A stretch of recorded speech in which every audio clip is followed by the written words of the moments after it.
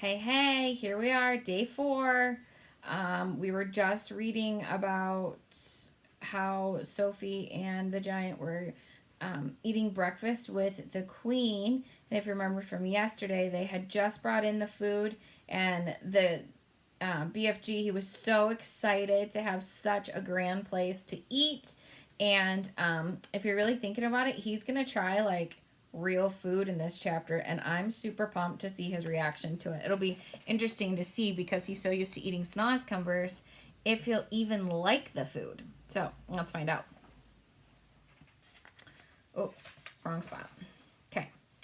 At this point, Mr. Tibbs suddenly realized that in order to serve the BFG at this 12-foot high grandfather clock table, he would have to climb to the top of one of the tall step ladders. What's more, he must do it balancing a huge warm plate on the palm of one hand and holding a gigantic silver coffee pot in the other. A normal man would have flinched at the thought of it, but good butlers never flinch. Up he went, up, while the Queen and Sophie watched him with great interest. It is possible that they were both secretly hoping he would lose his balance and go crashing to the floor, but good butlers never crash. At the top of the ladder, Mr. Tibbs, balancing like an acrobat, poured the BFG's coffee and placed the enormous plate before him. On the plate there were 8 eggs, 12 sausages, 16 rashers of bacon, and a heap of fried potatoes. "What is this, please, your Magister?" the BFG asked, peering down at the Queen.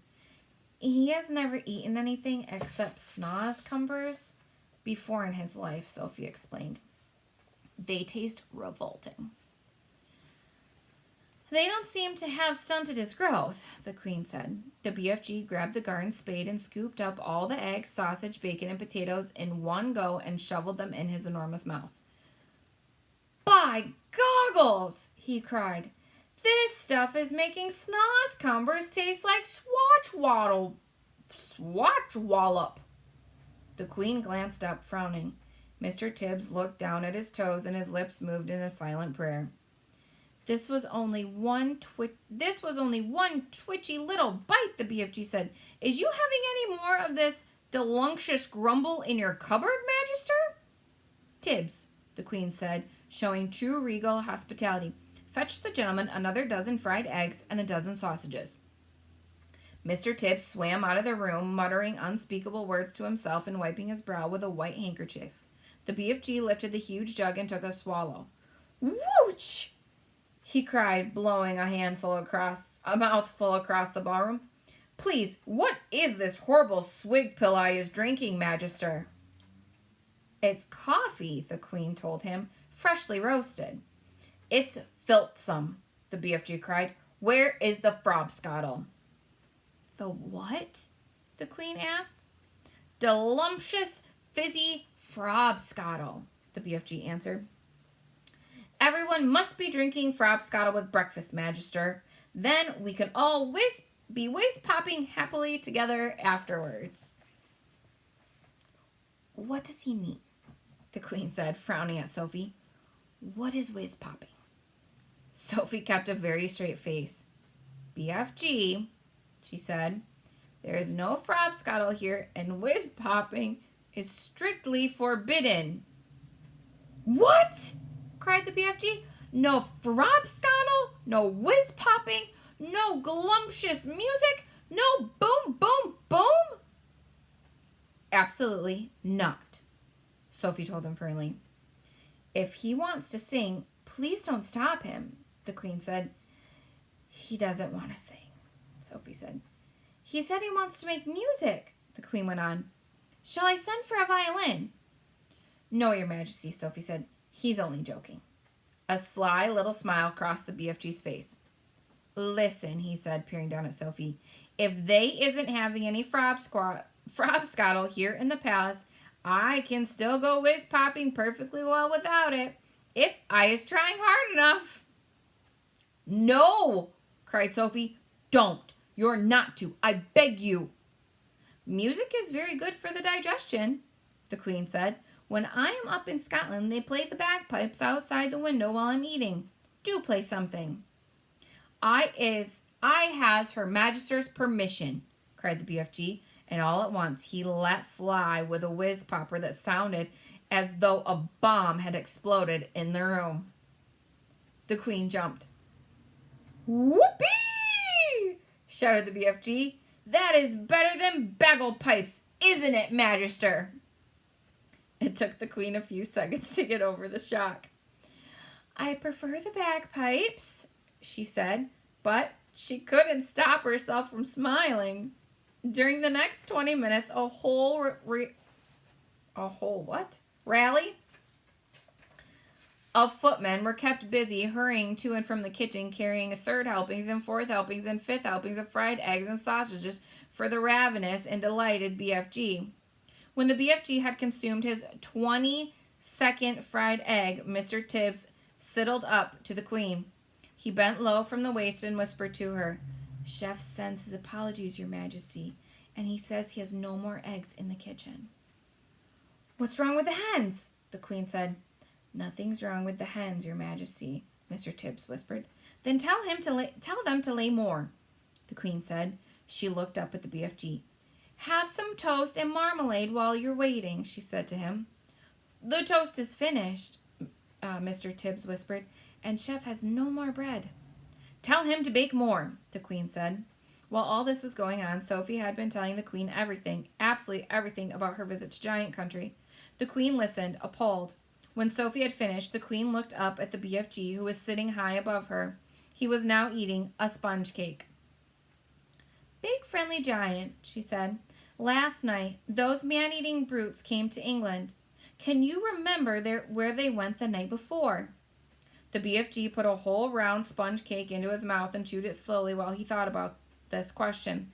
"Yes, Magister," he said, "I do think I's remembering where they said they was going the night before that.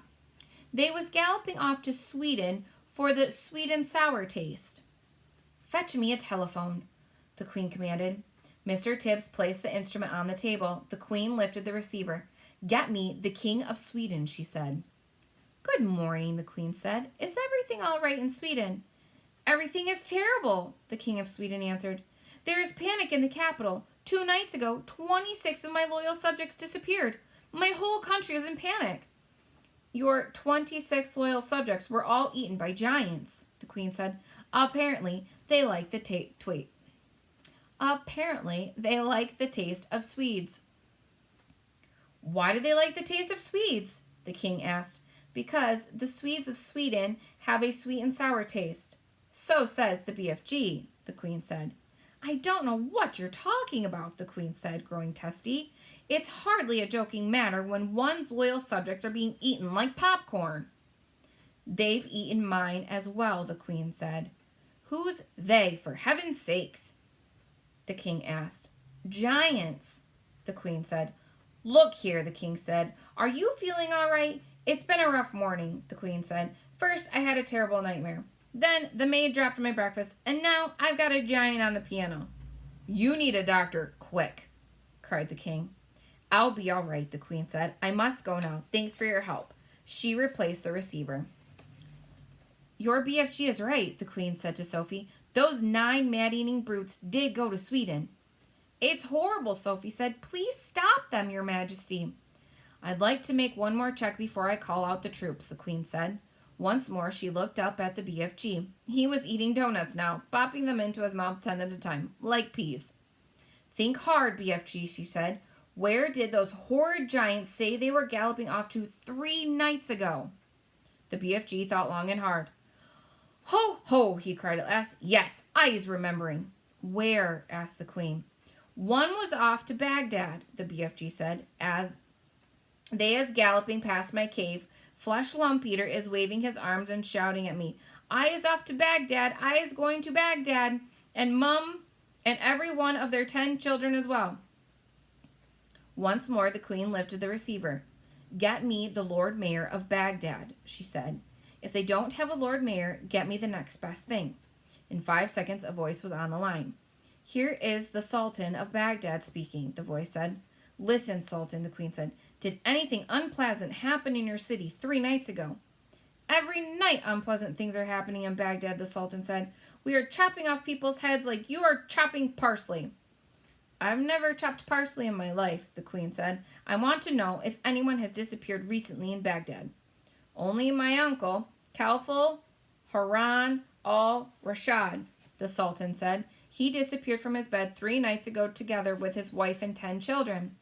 There you is, cried the BFG, whose wonderful ears enabled him to hear what the Sultan was saying to the Queen on the phone. Flesh Lump Eater did that one. He went off to Baghdad and Mom and all little kiddles.